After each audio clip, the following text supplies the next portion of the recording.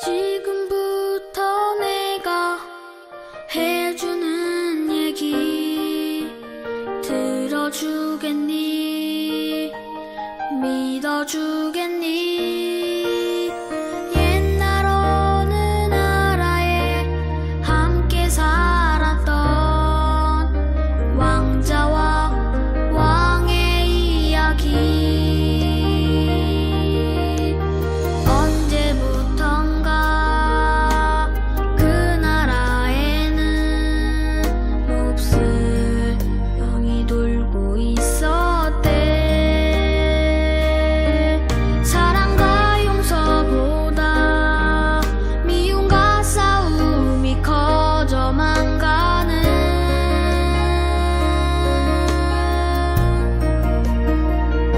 그 왕은 고민했었나봐. 그 병을 고칠 수 있는 이는 하나뿐인 왕자뿐이었는데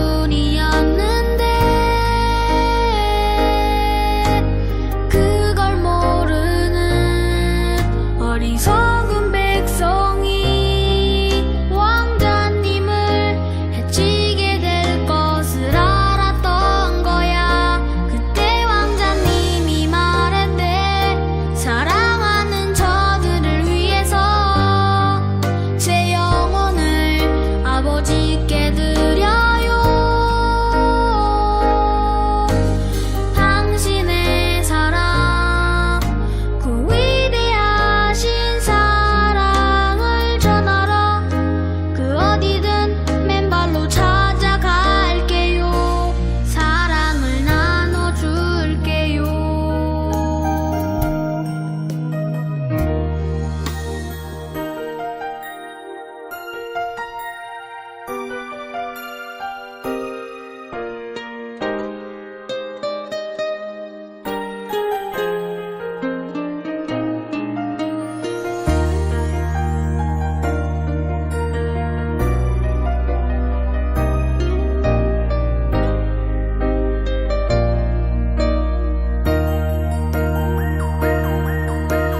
추운 곳에서 어두운 곳에서 매일 사랑을 가르쳤대. 항상 기뻐하라고 기도하며 감사하며 살라고.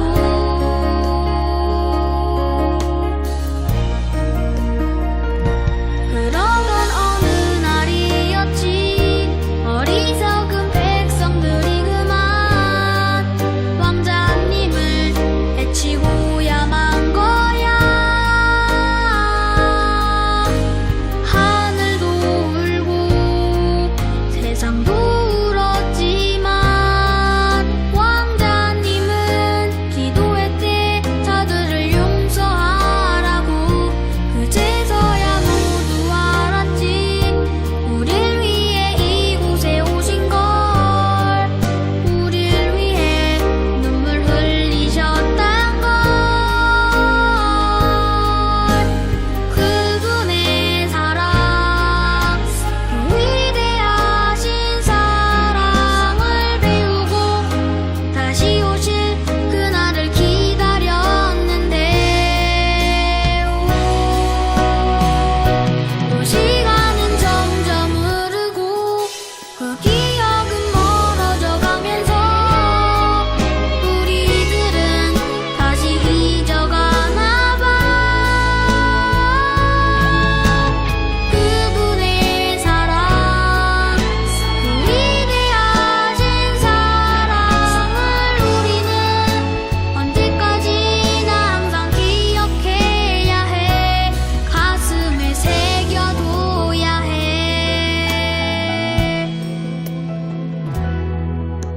세상에서 가장 귀한 이야기.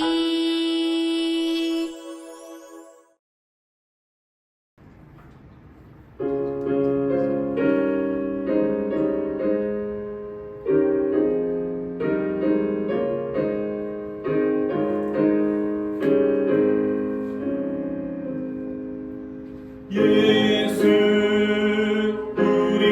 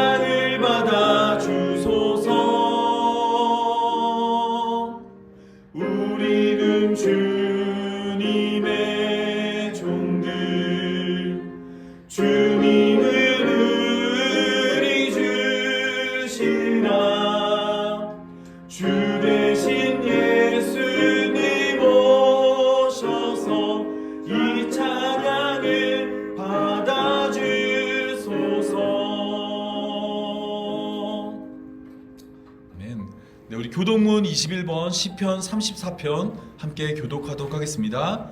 교동문 21번 시편 34편입니다. 내가 여호와를 항상 송축하며 내 입술로 항상 주를 찬송하리이다. 내 영혼이 여호와를 자랑하리니 공고한 자들이 이를 듣고 기뻐하리로다. 나와 함께 여호와를 광대하시다 하며 함께 그의 이름을 높이세. 내가 여호와께 간구하매 내게 응답하시고 내 모든 두려움에서 나를 건지셨도다. 이 공고한 자가 부르짖음에 여호와께서 들으시고 그의 모든 환난에서 구원하셨도다. 여호와의 천사가 주를 경외하는 자를 둘러 진치고 그들을 건지시는도다. 너희는 여호와의 선하심을 맛보아 알지어다. 그에게 피하는 자는 복이 있도다. 너희 성도들아 여호와를 경외하라. 그를 경외하는 자에게는 부족함이 없도다. 우리 다 같이 함께 읽겠습니다. 젊은 사자는 궁핍하여 줄일지라도 여호와를 찾는 자는 모든 좋은 것에 부족함이 없으리로다. 아멘. 네, 우리 찬송가 315장 내 주 되신 주를 참 사랑하고 함께 찬양하겠습니다.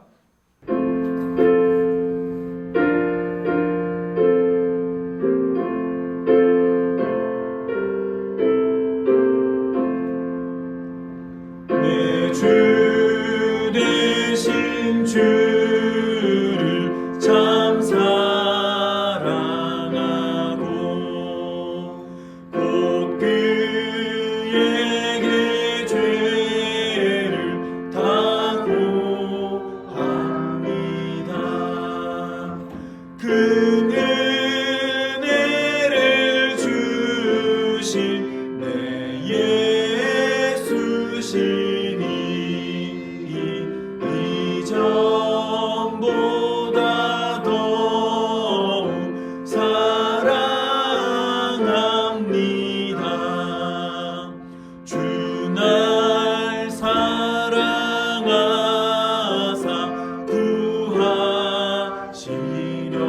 구하시려고 저 십자가 고난 당하셨도다. 그가 시관 쓰시 내 주 배우니 이전보다 더욱 사랑합니다. 내 평생의 입술 그 의무는 주 예수의 덕을 늘 기림이라. 숨질 때에까지 내 할 말씀은 이전보다 더욱 사랑합니다. 그 영광의 나라 나 들어가서 그 풍성한 은혜 늘 감사하리. 금멸류관 쓰고 나 찬송할 말 이전보다 더욱 사랑합니다. 성경은 인류를 생명과 복으로 충만한 에덴을 하나님과 함께 다스리는 왕 같은 제사장으로 소개합니다. 그러나 인류는 악에 넘어가 에덴에서 쫓겨납니다. 그래서 왕 같은 제사장의 소명을 상실하고 말죠. 그럼에도 하나님은 그들의 후손에서 더 나은 제사장이 나와 악을 물리치고 에덴의 복을 회복할 거라고 약속하셨는데요. 이 후손은 아브라함이 예루살렘에서 만난 멜기세덱 같은 왕 같은 제사장이자 모세와 같으며 모세가 환상으로 본 대제사장과도 같습니다.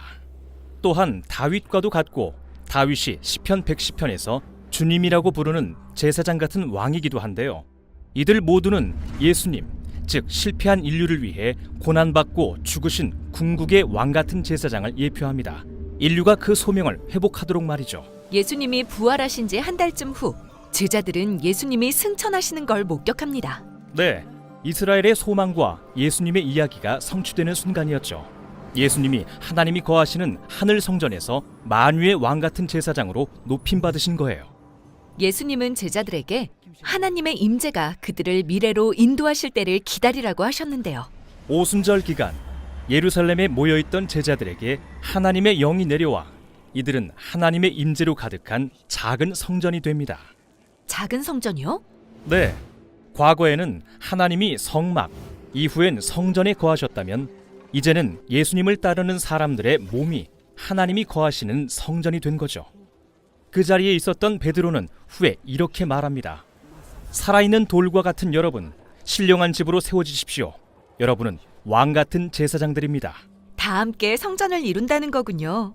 또한 하나님을 대신해 세상을 다스릴 인류의 소명을 되찾을 제사장이기도 하고요. 성령이 예수님의 사람들 안에 생명과 에덴의 복을 회복하고 계시거든요. 하지만 이들은 제사장이 아니라 상인, 어부, 군인, 노예, 세리, 가난한 자들처럼 성전이 아닌 세상 속에 있는 사람들이었죠. 그러나 이들은 제사장처럼 말하고 행동했어요. 예수님이 하늘과 땅을 성전 삼아 다스리시는 만유의 왕 같은 제사장이시고 자신들은 이 땅에서 예수님을 구현하는 그리스도의 몸이라고 여겼기 때문이죠. 정말 아름다워요. 실제로는 어떤 모습이었나요? 성전에 가면 제사장들이 하나님의 영광을 노래하고 그분의 사랑을 이야기하는 소리를 들을 수 있었어요. 음악으로 하늘과 땅을 이었던 거죠. 아, 그래서 예수님을 따르는 자들도 제사장처럼 새 노래를 부르고 그분의 이야기를 기록한 거군요. 맞아요. 그리고 제사장들이 제사를 통해 하나님께 모든 걸 바친 것처럼 예수님을 따르는 자들도 시간과 돈과 힘을 바쳐 도움이 필요한 이들을 섬기기 시작했죠. 하나님께서는 이런 제사를 기뻐하신다라고 고백하면서요. 또한 제사장들은 축복과 기도로 모든 사람의 필요를 대신 하나님 앞에 가지고 나가죠. 네, 그래서 사도 바울이 로마의 크리스천들에게 그들의 몸을 산제물로 드리라고 권면했던 거예요. 산 제물이요? 네, 예수님이 자기 목숨을 버리는 궁극의 사랑을 보여주신 것처럼 자기 권리를 내려놓고 도움이 필요한 이에게 자신을 내어주는 것, 이게 바로 예수님이 보여주신 왕 같은 제사장인 거예요. 우리가 그분을 따라 살 때 하늘과 땅이 하나 되는 삶을 사는 새 인류가 되는 거군요. 바로 그거예요. 성경 전체는 결국 왕 같은 제사장인 인류에 대한 하나의 통일된 이야기입니다. 최초의 인류는 그 소명을 이뤘지만 하나님은 우리를 회복하기 위해 목숨을 바칠 제사장을 세우겠다고 약속하셨고 아브라함과 모세와 다윗 이야기를 통해 약속하신 제사장 왕을 예표하셨으며 마침내 위대한 대제사장이신 예수님이 고난받으심으로 우리 소명을 되찾아 주신 이야기로 귀결되죠. 이게 바로 성경의 마지막 장이 하나 된 새 하늘과 새 땅에서 인류가 하나님의 왕 같은 제사장으로서 영원히 섬기고 다스리는 모습으로 막을 내리는 이유입니다. 우리 다 같이 함께 하나님 말씀 보도록 하겠습니다. 다 같이 보실 하나님 말씀은 출애굽기 4장 1절에서 17절까지의 말씀입니다. 제가 한 절 여러분이 한 절 교독하도록 하겠습니다. 모세가 대답하여 이르되 그러나 그들이 나를 믿지 아니하며 내 말을 듣지 아니하고 이르기를 여호와께서 내게 나타나지 아니하셨다 하리이다. 여호와께서 그에게 이르되 내 손에 있는 것이 무엇이냐? 그가 이르되 지팡이니이다. 여호와께서 이르시되 그것을 땅에 던지라 하시매 곧 땅에 던지니 그것이 뱀이 된지라. 모세가 뱀 앞에서 피하매 여호와께서 모세에게 이르시되 내 손을 내밀어 그 꼬리를 잡으라. 그가 손을 내밀어 그것을 잡으니 그의 손에서 지팡이가 된지라. 이는 그들에게 그들의 조상의 하나님 곧 아브라함의 하나님 이삭의 하나님 야곱의 하나님 여호와가 내게 나타난 줄을 믿게 하려 함이라 하시고 또 여호와께서 또 그에게 이르시되 내 손을 품에 넣으라 하심에 그가 손을 품에 넣었다가 내어보니 그의 손에 병이 생겨 눈같이 된지라. 이르시되 내 손을 다시 품에 넣으라 하심에 그가 다시 손을 품에 넣었다가 내어보니 그의 손이 본래의 살로 되돌아왔더라. 여호와께서 이르시되 만일 그들이 너를 믿지 아니하며 그 처음 표적의 피징을 믿지 아니하여도 나중 표정의 피징은 믿으리라. 그들이 이 두 이적을 믿지 아니하며 내 말을 듣지 아니하거든 너는 나일 강물을 조금 떠다가 땅에 부으라. 내가 떠온 나일 강물이 땅에서 피가 되리라. 모세가 여호와께 아뢰되 오 주여 나는 본래 말을 잘 하지 못하는 자니이다. 주께서 주의 종에게 명령하신 후에도 역시 그러하니 나는 입이 뻣뻣하고 혀가 둔한 자니이다. 여호와께서 그에게 이르시되 누가 사람의 입을 지었느냐? 누가 말 못하는 자나 못 듣는 자나 눈 밝은 자나 맹인이 되게 하느냐? 나 여호와가 아니냐? 이제 가라. 내가 내 입과 함께 있어 내 말을 가르치리라. 모세가 이르되 오 주여 보낼 만한 자를 보내소서. 여호와께서 모세를 향하여 노하여 이르되 내 사람 내 형 아론이 있지 아니하냐? 그가 말 잘하는 것을 내가 아노라. 그가 너를 만나러 나오나니 그가 너를 볼 때 그의 마음에 기쁨이 있을 것이라. 너는 그에게 말하고 그의 입에 할 말을 주라. 내가 내 입과 그의 입에 함께 있어서 너희들이 행할 일을 가르치시리라. 그가 너를 대신하여 백성에게 말할 것이니 그는 내 입을 대신할 것이요 너는 그에게 하나님같이 되리라. 우리 다 같이 읽겠습니다. 너는 이 지팡이를 손에 잡고 이것으로 이적을 행할지라. 네. 지금 이게 어떤 내용이냐면 하나님은 고통받는 이스라엘 백성들을 건져내기 위해서 떨기나무 가운데에서 모세에게 나타났습니다. 떨기나무는 불에 타고 있었는데 그 떨기나무는 불에 타지 않고 있었습니다. 모세는 떨기나무를 향해서 갔고 그곳에 있는 하나님이 내가 너를 불러서 이스라엘 백성들을 애굽에서 건져내겠다고 말했습니다. 이때 모세는 하나님의 뜻대로 이스라엘을 건져내기 위해 애굽에 가는 것을 원치 않았습니다. 그래서 모세는 하나님의 이름을 물어봤습니다. 제가 지난주 말씀드린 것처럼 성경에는 하나님의 이름을 묻는 장면이 3번 나온다 그랬죠. 한 번은 야곱이 야복강에서 한번 물어봤고 또 한 번은 삼손의 아버지였던 마노아가 여호와의 사자의 이름을 물어봤습니다. 이때 하나님은 그들에게 자신의 이름을 알려주었나요? 알려주지 않았죠. 이번에도 모세는 하나님이 자신에게 이름을 알려주지 않을 것이라 생각해서 그것을 핑계로 하나님의 이름을 물어봤습니다. 이름을 안 알려주면 나는 가서 하나님이 원하는 일을 하지 않을 거라고 생각을 했던 겁니다. 그런데 하나님은 너무나도 순순히 모세에게 자신의 이름을 알려줬습니다. 하나님이 자신의 이름을 무엇이라고 알려줬죠? 그쵸. 나는 스스로 있는 자라고 말했습니다. 뿐만 아니라 하나님은 나는 아브라함과 이삭과 야곱의 하나님이며 너가 애굽으로 가서 이러한 일을 하면 이스라엘의 장로들과 이스라엘 백성들이 너를 받아들일 것이고 애굽의 바로는 처음부터 이스라엘 백성들을 보내지 않겠다가 나중이 돼서야 이스라엘 백성들을 보낼 것이고 이스라엘 백성들은 애굽 사람으로부터 은혜를 입어서 많은 물질을 가지고 애굽을 나올 것이라 말해 주었습니다. 하나님은 자신의 이름만 아니라 구체적으로 어떻게 이스라엘 백성들을 건져낼지를 모세에게 말해준 겁니다. 하나님이 자신의 이름과 함께 구체적으로 어떻게 구원하는지를 말해주었다는 것은 하나님이 이스라엘 백성을 건지는 데 있어서 자신의 이름을 건 것입니다. 만약 하나님이 자신의 이름을 알려준 후에 이러한 계획을 말했는데 그 계획이 이루어지지 않으면 누구의 이름이 더럽혀져요? 하나님의 이름이 더럽혀지는 겁니다. 때문에 하나님은 자신의 이름을 위해서라도 반드시 모세에게 말한 모든 것을 지켜 이스라엘 백성들을 애굽에서 건져낼 것입니다.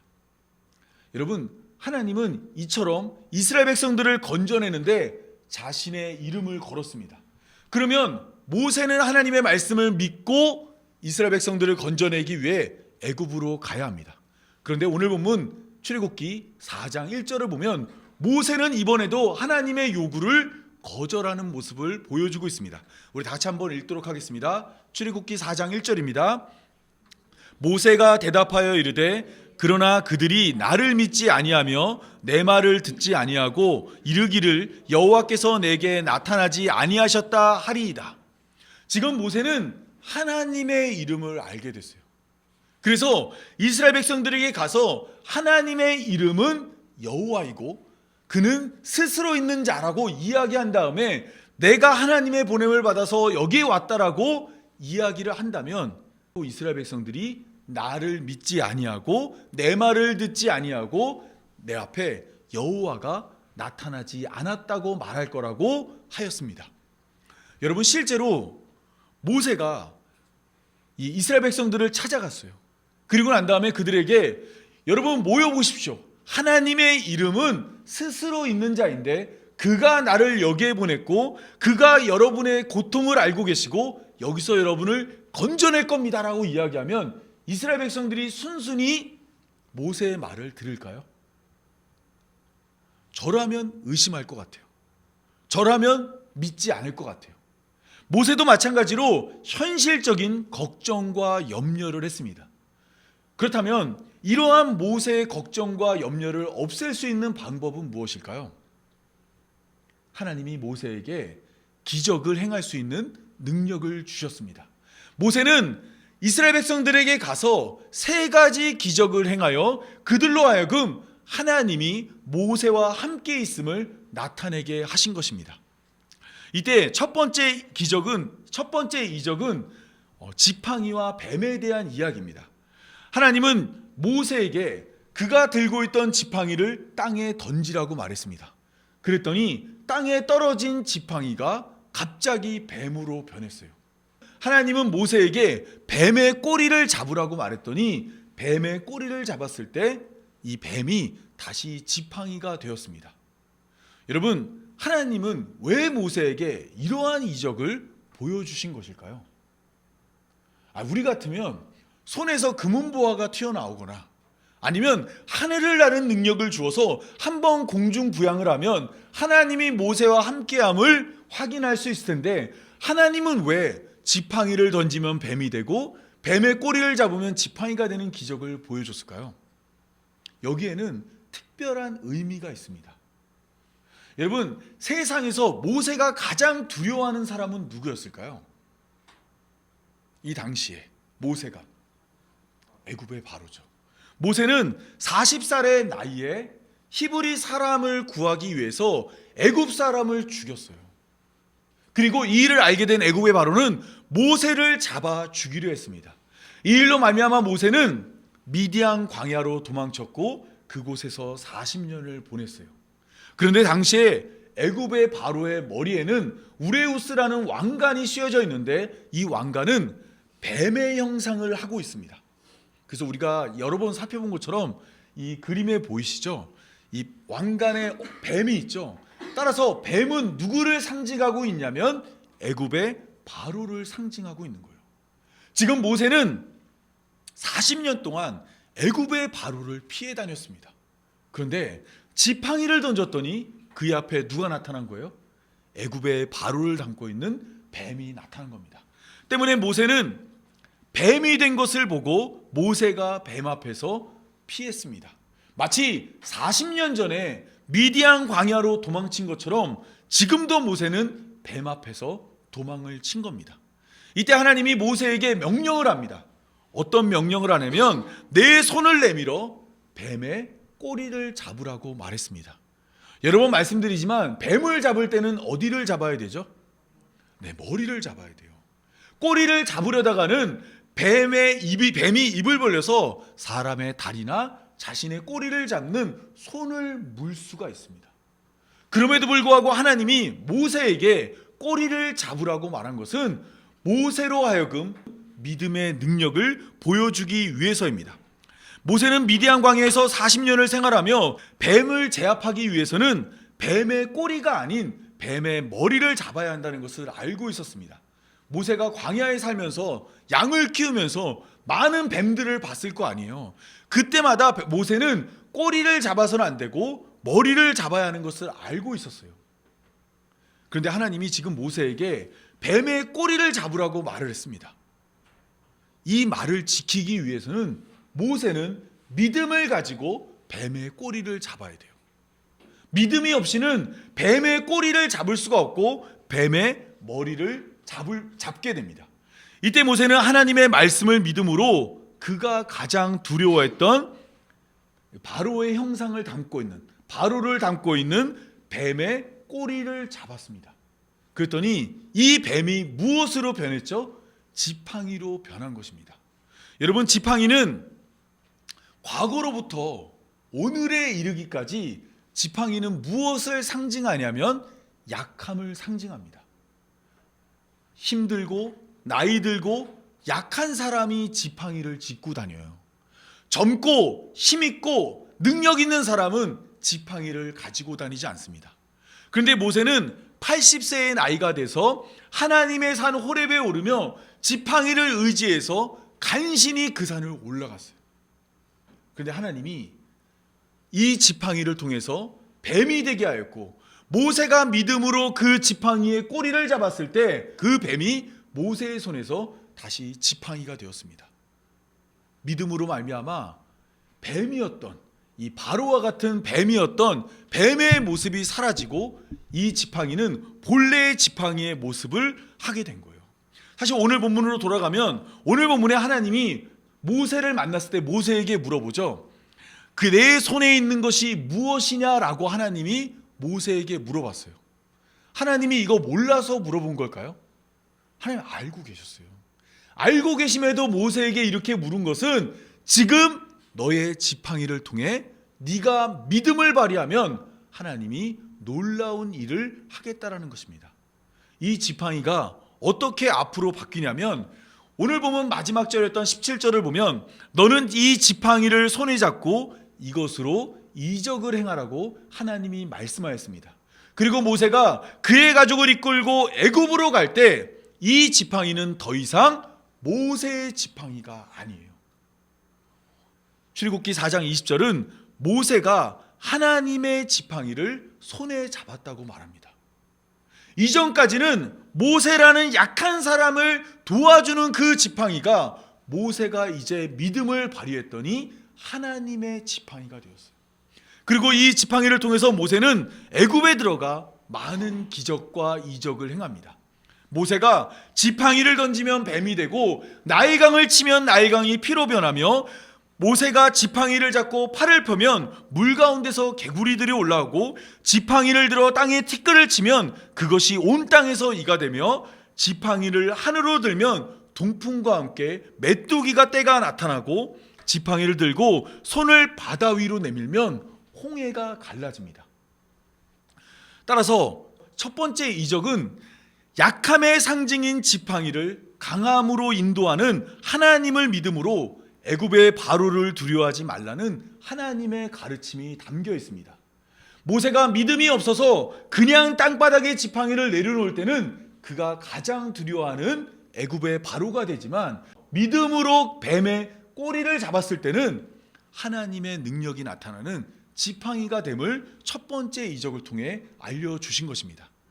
두 번째 이적은 품에다가 손을 넣으면 나병에 걸리고, 다시 나병에 걸린 손을 품에 넣으면 본래의 살이 돌아오는 이적입니다. 여러분, 잘 생각해 보시면 하나님이 기적을 줄 거면 좀 멋있는 걸 주면 좋잖아요. 딱 가서 사람들의 병을 쫙 고쳐주거나, 아니면은 얼굴에서 광채가 나오거나, 막 이런 이적을 주면 되는데, 지금 하나님은 모세에게 어떤 이적을 줬냐면, 품에다가 손을 넣었다 빼면 나병에 걸리고, 다시 넣었다 빼면은 손이 본래의 살이 돌아오는 이적을 보여준 것입니다. 이건 역시 하나님이 이 이적을 준 것은 이 이적 안에 특별한 의미가 담겨 있기 때문입니다. 이 나병이라는 것은, 성경 속의 나병이라는 것은 오늘과 같은 병이 아니에요. 오늘 우리는 이 나병을 자꾸 이제 한센병 뭐 이렇게 연결을 하지만, 성경에서의 나병은 폭넓게 피부병을 의미합니다. 피부에 무엇인가 나거나 피부가 잘못되었을 때 대체로 나병으로 이해하고 있습니다. 나병에 걸린 사람들은 어떻게 되냐면 그가 살고 있는 공동체로부터 분리되어 격리됩니다.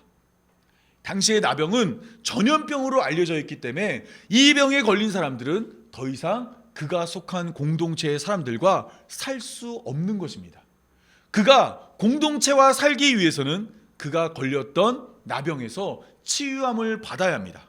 레위기 14장을 보면 나병에서 정결함을 받은 자가 여러 가지 확인 절차를 거친 후에 그 후에야 그의 진영에 들어가 그의 백성과 함께 살 수 있습니다.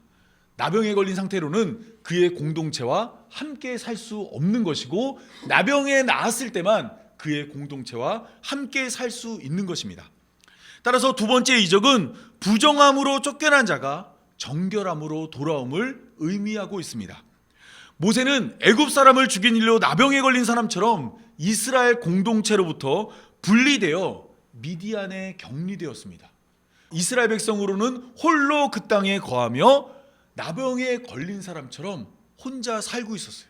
그런데 하나님이 모세에게 나타나 그를 정결함을 받은 나병 환자처럼 모세를 다시 그가 살고 있는 공동체로 불러주고 있는 것입니다. 이해가 되시나요? 이 나병의 의미가? 나병에 걸린 사람은 쫓겨나야 되는데 나병이 나았을 때만 돌아오는데 하나님이 지금 모세를 그렇게 취급해주고 있는 거예요. 모세는 나병에 걸린 사람처럼 쫓겨났다가 하나님의 부름으로 다시 공동체 안으로 돌아오고 있습니다. 뿐만 아니라 이스라엘 백성들은 나병에 걸린 사람처럼 가나안 땅을 떠나 애굽에 격리되었습니다. 그런데 하나님의 부름으로 말미암아 지금 이스라엘 백성들은 그들이 살고 있던 가나안 땅에 돌아갈 수 있는 기회를 얻게 된 것입니다. 따라서 두 번째 이적은 이와 같이 쫓겨난 자가 다시 돌아옴을 담고 있는 이적이라 할 수 있습니다. 세 번째 이적은 나일 강물을 땅에 부으니 피가 되는 이적입니다. 하나님은 모세에게 나일 강물을 조금 떠다가 그것을 땅에다 부으라 그랬어요. 그랬더니 그것이 피가 되는 놀라운 일이 벌어졌습니다. 그런데 이것은 오늘 우리에게는 그냥 그런가 보다 하고 들릴 수 있겠지만 당시에는 그렇지 않았습니다. 당시에 나일강은 어떤 의미를 가지고 있냐면 나일강을 지배하는 신이 있었어요. 나일강의 신은 하피입니다. 하피. 이 하피라는 신이 나일강의 신인데 애굽 사람들은 어떤 생각을 가졌냐면 나일강이 해마다 범람을 해요. 그러면 땅이 젖겠죠. 그러면 땅이 젖은 땅은 비옥해져서 농사가 잘 됩니다. 그래서 사람들은 나일강을 생명의 젖줄이라고 생각을 했습니다. 우리에게 풍요를 허락하는 것이 바로 나일강이라고 생각을 했어요. 그런데 하나님은 모세에게 그 나일강물을 떠다가 땅에다 부으라고 말했습니다. 그랬더니 그것이 피가 되는 겁니다. 이것은 생명을 주는 나일강물이 언젠가는 하나님의 심판을 받아서 그곳에 사망과 죽음과 저주와 멸망의 상태가 됨을 말해주고 있는 것입니다. 하나님께서는 모세를 통해서 바로 이러한 이적을 이스라엘 백성들에게 행하라고 알려주었습니다. 자, 첫 번째 이적이 뭐였죠? 지팡이였죠. 그것은 어떤 것을 의미한다고 말씀드렸죠? 하나님께서 강함으로 말미암아 바로를 제압하고 이스라엘 백성들 앞에서 하나님의 강함을 드러내겠다라는 겁니다. 두 번째는 나병이었죠. 손에 넣었다가 빼면은 나병이 낫는 거. 이것은 부정했던 자가 다시 공동체 밖에서 정결함을 받아 공동체 안으로 들어옴을 보여주는 거고, 세 번째 이적은 무엇이냐면 나일 강물을 피로 바꾸는 건데 이것도 애굽에 하나님의 심판이 임함을 말하고 있는 것입니다. 여러분, 이처럼 하나님은 모세에게 세 가지 이적을 행할 수 있게 하였습니다. 그러면 이 이적을 행하게 하신 목적이 뭐죠? 목적. 원래 모세가 왜 못 간다 그랬죠? 하나님 사람들이 내 앞에 하나님 나타난 것을 믿지 않을 거라는 걱정과 염려 때문이었습니다. 하나님은 모세에게 너가 가서 이것을 행하면 사람들이 아브라함의 하나님, 이삭의 하나님, 야곱의 하나님 여호와가 내게 나타난 줄 믿는다고 이야기해 주었습니다. 그러면 이 세 가지를 모두 행해야지 사람들이 믿을까요? 출애굽기 4장 8절입니다. 이렇게 기록되어 있습니다. 여호와께서 이르시되 만일 그들이 너를 믿지 아니하며 처음 표적의 표징을 받지 아니하여도 나중 표적의 표징은 믿으리라. 첫 번째, 지팡이를 던지는 표징은 믿지 않을지 모르지만, 두 번째였던 가슴에다 손을 넣었다 빼면 나병이 걸리는 이것은 믿을 거라고 이야기해 주신 것입니다. 그러면 모세는 애굽에 가서 몇 개의 이적을 행하면 돼요? 2개만 행하면 되죠. 2개만 행하면 돼요. 첫 번째 거 안 믿어도 두 번째 거는 믿는다고 하나님이 말씀하였습니다. 그런데 하나님은 구절을 통해 이렇게 말합니다. 그들이 이 2가지 이적을 믿지 아니하며 내 말을 믿지 아니하거든 세 번째 기적을 행하라고 알려주었습니다. 2번째만 해도 믿을 건데 혹시라도 행여라도 사람들이 믿지 않으면 세 번째 기적을 행하여 그들로 하여금 너 앞에 하나님 나타났음을 믿게 하라는 거예요. 여러분, 이것은 하나님이 모세에게 차고 넘치는 증거를 주시는 것입니다. 모세가 걱정하고 염려해서 내가 애굽에 갈 수 없습니다, 나는 이스라엘 백성들을 건져낼 수 없습니다 라고 할 때 하나님은 모세의 걱정과 염려를 없애기 위해서 2개만 줘도 믿을 수 있는 증거에다가 하나를 더해서 더 많은 증거를 주어서 모세가 아무런 걱정하지 않고 염려하지 않고 애굽에 가서 이스라엘 백성들을 건져내게 하신 것이에요.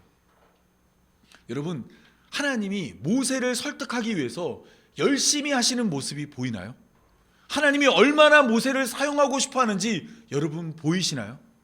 여러분, 그런데 모세가 이러한 하나님 앞에서 뭐라고 말하는지 한번 살펴보겠습니다. 우리 다 같이 읽겠습니다. 출애굽기 4장 10절입니다. 다 같이 읽겠습니다. 시작. 모세가 여호와께 아뢰되 오 주여 나는 본래 말을 잘하지 못하는 자니이다. 주께서 주의 종에게 명령하신 후에도 역시 그러하니 나는 입이 뻣뻣하고 혀가 둔한 자니이다. 아니, 하나님이 이름도 알려주고 계획도 알려주고 기적도 주고 어떻게든지 데려다 갖다 쓰려고 하는데 모세가 지금 뭐라고 말해요? 나는 말을 잘하지 못합니다. 나는 입이 뻣뻣하고 혀가 둔한 자입니다. 하나님, 나는 이러한 자니까 나 보내지 마십시오라고 하나님께 말을 하는 거예요. 그랬더니 하나님이 모세에게 이렇게 이야기합니다. 누가 사람의 입을 지었느냐? 누가 말 못하는 자나 못 듣는 자나 눈 맑은 자나 맹인이 되게 하느냐? 나 여호와가 아니냐? 이제 가라. 내가 내 입과 함께 있어서 할 말을 가르치겠다 라고 말하며 모세에게 가라고 이야기했어요. 여러분, 이쯤 되면 가야 돼요, 말아야 돼요? 이거 정말 제가 읽으면서도 분통이 터지더라고요. 아니, 이렇게까지 얘기했는데 안 간단 말이야? 그런데 이 다음에 나오는 모세의 반응이 더 기가 막힙니다. 모세가 뭐라고 말하는지 우리 13절 다 같이 읽겠습니다. 모세가 이르되 오 주여 보낼 만한 자를 보내소서. 지금까지 모세는 하나님의 이름을 알려주면 가겠습니다. 하나님, 사람들이 나를 믿지 않을 것 같아요 하면서 하나님이 기적도 보여줬어요. 근데 이번에는 아무런 이유가 없어요. 그냥 이유가 없이 하나님께 하나님, 나는 정말 자격이 없으니까 그냥 보내실 사람 보내세요. 나는 아닙니다. 나는 틀렸습니다. 나는 이제 포기하시고 다른 사람 보내주옵소서라고 하나님께 간곡히 부탁합니다. 이때 하나님이 모세를 향해서 처음으로 화를 냅니다. 사실 저 같으면 이전에 화를 냈을 거예요. 그런데 하나님은 드디어 모세에게 화를 내며 이렇게 이야기합니다. 레위 사람 내 형 아론이 있지 아니하냐? 그가 말 잘하는 것을 내가 아노라. 그가 너를 만나러 나오나니 그가 너를 볼 때 그의 마음에 기쁨이 있을 것이라. 너는 그에게 말하고 그의 입에 할 말을 주라. 내가 내 입과 그의 입이 함께 있어서 너희들이 행할 일을 가르치리라. 그가 너를 대신하여 백성에게 말할 것이니 그는 내 입을 대신할 것이요 너는 그에게 하나님같이 되리라. 너는 이 지팡이를 손에 잡고 이것으로 이적을 행할지리라. 지금 잘 보시면 모세가 나는 잘 말을 못합니다라고 하나님께 가지 않겠다고 말하니까 하나님이 뭐라고 말했냐면 야, 너에게는 말 잘하는 형 아론이 있지 않느냐? 가서 아론과 함께 이스라엘 백성들을 이끌어라. 내가 너는 물론이고 너의 형 아론의 입에도 함께해서 너희에게 할 말을 가르쳐 주겠다라고 하나님이 이야기했습니다. 그러면 어떻게 이 말씀이 전파되냐면 하나님이 모세에게 말씀을 줘요. 그럼 모세는 그 말씀을 가지고 누구한테 가냐면 그의 형한테 가서 하나님이 나한테 이렇게 이야기했다라고 말하면서 형 아론에게 이 이야기를 해줍니다. 그럼 형이 이 이야기를 듣고 백성들 앞에서 형 아론이 모세가 말하는 것이 아니라 형 아론이 대신 말을 하는 거예요. 여러분, 너무 기괴하지 않나요? 하나님이 이스라엘 백성의 지도자로 모세를 불렀는데 모세가 아니라 형 아론이 대신 말을 하는 상황이 펼쳐지게 되는 것입니다. 여기서 우리는 근본적인 문제를 한번 살펴봐야 됩니다. 이게 뭐냐면 이제까지 모세가 왜 하나님 앞에서 이토록 자신을 선택하지 말고 자신을 사용하지 말고 자신을 보내지 말라라고 했는지를 봐야 해요. 모세는 왜 하나님께 나를 보내지 말고 다른 사람을 선택해달라고 말했을까요? 지금 모세의 말들을 살펴보면 모세는 계속해서 자기 자신만 봤던 것입니다. 출애굽기 3장 11절을 보면 모세가 하나님께 아뢰되 내가 누구에게 바로에게 가며 이스라엘 자손을 애굽에서 인도하여 내리이까? 아니 도대체 나는 80 먹은 노인네로 아무것도 할 수 없는 사람인데 하나님 왜 나를 선택하셨습니까? 라고 하나님께 지금 묻고 있는 겁니다. 뿐만 아니라 13절에서는 내가 이스라엘 자손에게 가서 너희의 조상의 하나님이 나를 너희에게 보내셨다 하면 그들이 내게 묻기를 그의 이름이 무엇이냐 하리니 내가 무엇이라고 그들에게 말하리이까? 나는 그들에게 하나님의 이름을 몰라서 갈 만한 그런 사람이 아니라고 이야기했습니다. 하나님이 이름을 알려준 후에도 그들이 나를 믿지 않을 거라고 이야기를 했고 계속해서 하나님이 가라고 이야기하니까 나는 말을 잘못하고 입이 뻣뻣하고 혀가 둔하다고 말을 했고 하나님이 내가 너의 입과 함께 하겠다고 말했을 때는 하나님 보낼 만한 자를 보내소서라고 이야기했어요. 모세는 지금 누구만 보고 있어요? 자기 자신만 보는 거예요. 자기 자신만 봤더니 나는 할 수 없다는 거예요. 나는 그렇게 큰 일을 할 만한 사람이 아니라는 거예요. 여러분 이때 하나님은 이 문제를 어떻게 해결했을까요?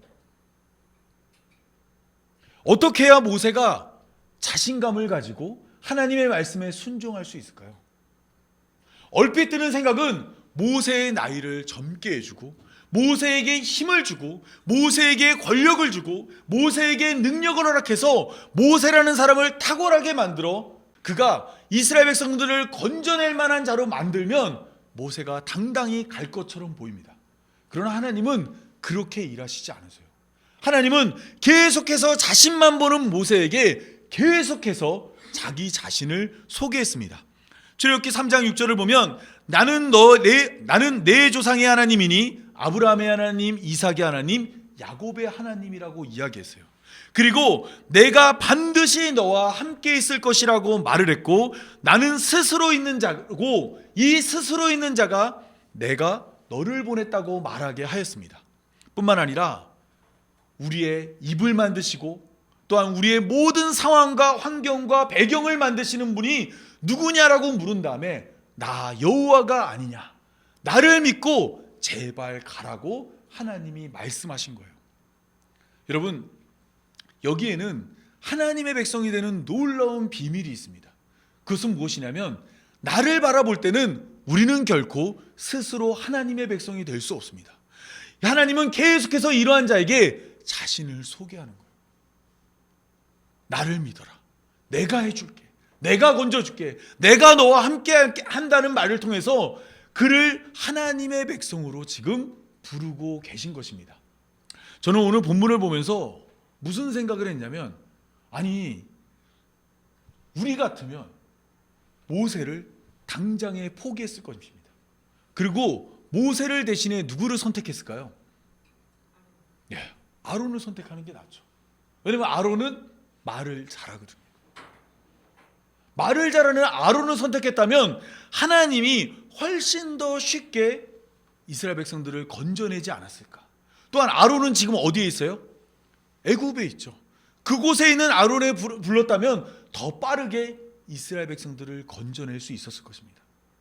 그런데 하나님이 아론을 선택하지 않은 이유가 있어요. 왜 하나님은 아론을 선택하지 않았을까요? 아론은 말을 잘하잖아요. 그 말을 잘하는 걸 가지고 출애굽기 32장으로 가면 모세가 율법을 받으러 갔을 때 백성들을 모아놓고 아론이 말합니다. 금송아지를 만든 다음에 이것이 너희를 애굽에서 인도해낸 하나님이라고 이야기하는 거예요. 말을 잘하니까 하나님께 말씀을 받지 않았음에도 그것을 하나님의 말씀처럼 백성에게 소개하고 있는 것입니다. 따라서 하나님이 모세를 부른 이유는 분명합니다. 모세가 가지고 있는 모세의 부족함이 하나님이 모세를 부르는 이유가 된 것입니다. 모세는 나이가 많은 자였고 말 못하는 자였고 인생에 있어서 실패를 경험한 자이고 외로운 자였고 가난하고 자존감이 낮은 자였습니다. 세상에서는 이러한 사람을 볼품없다 말하고 쓸모없다 말해요. 그런데 하나님이 보시기에 모세는 하나님의 능력을 나타내기에 원석과도 같은 자예요. 모세만큼 하나님의 능력을 세상에 보여줄 만큼 탁월한 자가 없는 거예요. 여러분 잘 보세요. 늙은 모세가, 말도 잘 못하는 모세가, 또한 가난하고 실패하고 외롭고 자존감이 낮은 모세가 이스라엘 백성들을 이끌고 애굽에서 건져냈을 때 사람들은 그 모세가 아닌 그러한 모세를 이스라엘의 지도자로 만든 누구를 바라볼까요? 하나님을 바라보는 거예요. 때문에 하나님은 많은 사람들 가운데서 모세를 선택한 겁니다. 하나님의 능력이 나타나고 하나님의 영광이 나타나고 하나님의 하나님 되심을 나타내기에 가장 좋은 자가 바로 모세였기 때문입니다. 그렇다면 오늘 우리가 선택받은 이유는 무엇일까요? 우리는 하나님의 백성으로 부름받아서 오늘 이곳에서 예배를 드리고 있습니다. 우리가 선택받은 이유는 우리가 똑똑하거나 우리가 탁월하거나 우리가 부자이거나 성실하거나 아니면 순종을 잘하거나 하나님 앞에서 우리가 헌신하거나 이러한 이유 때문이 아니에요. 우리는 지혜가 부족하고 능력이 부족하고 문벌이 좋지 않고 또한 하나님 앞에서 순종하지 못하는 죄인임에도 불구하고 이러한 우리가 구원받았을 때 누가 영광을 받아요? 하나님이 영광을 받으시거든요. 또한 우리와 같은 자를 구원했을 때 하나님의 은혜가 얼마나 큰지 이 땅 가운데 나타나거든요. 그래서 하나님이 우리를 선택한 것입니다. 우리를 불러주신 것입니다. 우리의 어떠한 가운데서 우리가 잘하거나 능력 많거나 이것이 아니에요. 여러분 로마서 6장을 보면 6장에서 8절을 보면 하나님에 대한 사랑을 소개하는 부분이 나옵니다. 바울은 이렇게 이야기합니다. 우리가 아직 연약할 때 기약대로 그리스도께서 경건하지 않은 자를 위하여 죽으셨도다. 여러분 예수님이 누구를 위해서 죽으셨어요? 경건한 자인가요? 경건하지 않은 자인가요? 경건하지 않은 자를 위해서 죽으셨습니다. 의인을 위하여 죽는 자가 쉽지 않고 선인을 위하여 용감히 죽는 자가 가끔, 아주 가끔 있죠. 그러나 예수님은 어떤 분이시냐면 우리가 아직 죄인 되었을 때 그리스도께서 우리를 위하여 죽으심으로 하나님께서 우리에 대한 자신의 사랑을 확증하여 보여주었습니다. 여러분 우리는 모세하고 다를 바가 없어요. 하나님이 지금 얼마나 우리를 구원하길 원하는 줄 아세요? 우리는 모세처럼 하나님의 부름 앞에서 계속해서 도망칩니다.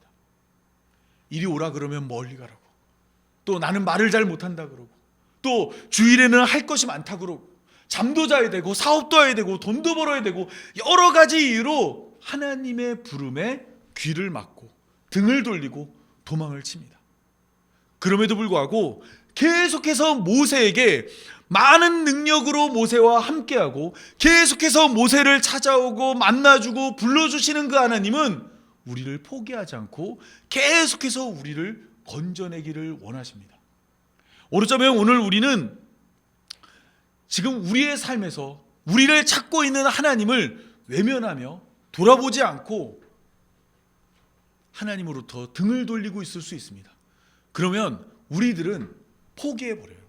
우리들은 그런 사람 안 봐요. 아쉬울 게 없거든요. 그런데 하나님은 반드시 우리를 찾아내서 건져내기를 원하십니다. 모세와 같이 아무것도 보잘것없고 자격 없는 자이지만 이러한 우리를 구원하셔야만 하나님의 하나님 되심과 영광과 하나님의 은혜와 능력이 나타나기 때문입니다. 오늘 우리는 그러한 하나님의 열심 때문에 교회로 부름받은 성도가 되었고 그 하나님의 열심이 우리를 하나님의 뜻 안에서 하나님 나라로 지금 인도해 가고 있습니다. 여러분, 모세도 계속해서 안 가려고 그래요. 그러다 나중에 어떻게 할까요? 결국에는 질질 끌려서 하나님의 뜻대로 애굽에 가게 됩니다. 우리의 구원도 마찬가지입니다. 안 가려고 발버둥 쳐도 하나님께서 어떻게 하시냐면 우리의 머리채를 붙들어서라도 우리를 반드시 하나님 나라로 인도하십니다. 이러한 사실을 믿음으로 이 땅 가운데서 하나님이 우리의 머리채를 잡기 전에 그분의 뜻에 순종하고 또한 그 부름에 맞춰 나아가며 하나님의 뜻을 행하며 서로 사랑할 수 있는 교회로 부름받은 성도가 되었으면 좋겠습니다. 지금은 하나님의 뜻대로 서로 사랑하는 것이 많이 힘들어요. 정말 갈등도 많아요. 그러나 점점 하나님이 우리를 그러한 자리로 불러주실 것입니다. 그 은혜를 기다리며 날마다 하나님께 더 나아가는 교회로 부름받은 성도의 삶이 되기 바라며 제가 기도함으로 오늘 말씀 맺겠습니다. 다 같이 기도하겠습니다. 거룩하신 아버지 하나님, 우리는 자격이 없는 자가 분명합니다. 우리는 언제나 하나님 앞에서 하나님의 뜻을 외면하고 거절하고 또한 부인할 때가 너무나 많았습니다. 죄에 대해 민감하지 못했고 죄가 익숙하며 죄를 아무렇지 않게 넘길 때가 너무나 많았습니다. 그럼에도 불구하고 이 모든 모습을 다 지켜봤음에도 여전히 우리를 포기하지 않고 사랑하고 있는 하나님의 사랑만이 우리의 구원임을 고백합니다. 우리가 아직 죄인 되었을 때 우리를 사랑하신 그 그리스도의 사랑으로 말미암아 구원하실 것을 믿사오니 항상 우리를 붙들어 주었고 우리를 하나님 나라로 인도하여 주옵소서. 이 모든 말씀 우리 구주 예수님의 이름으로 기도합니다. 아멘. 우리 가사를 생각하면서 우리 찬송가 438장 내 영혼이 은총 입어 함께 찬양하겠습니다.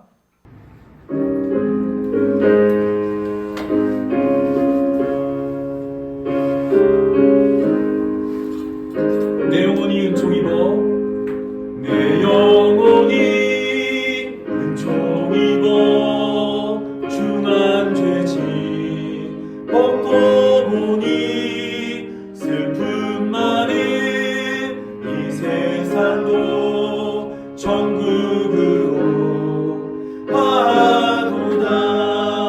할렐루야 찬양하세. 내 모든 죄 사함받고 주 예수와 동행하니 그 어디나 하늘나라.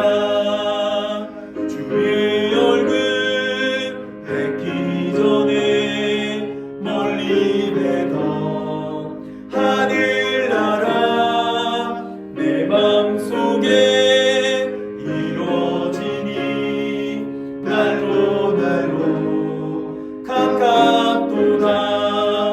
할렐루야 찬양하세.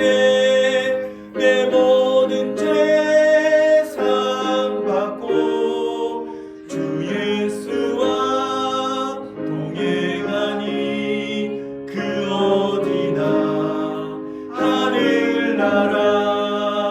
높은 산이 거친 들이 조막이나 궁궐이나 내 주 예수 오신 그 어디나 하늘나라. 그 어디나 하늘나라.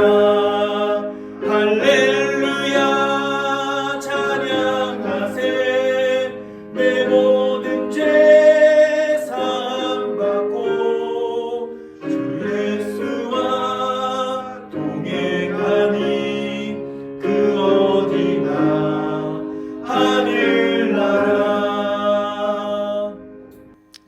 축도함으로 오늘 예배를 마치겠습니다. 이제는 예수님의 은혜와 하나님의 사랑과 성령의 인도하심이 하나님의 뜻을 따라 하나님 나라에 이르기를 간절히 소망하는 모든 성도들과 영원토록 함께하길 간절히 축원하옵나이다. 아멘.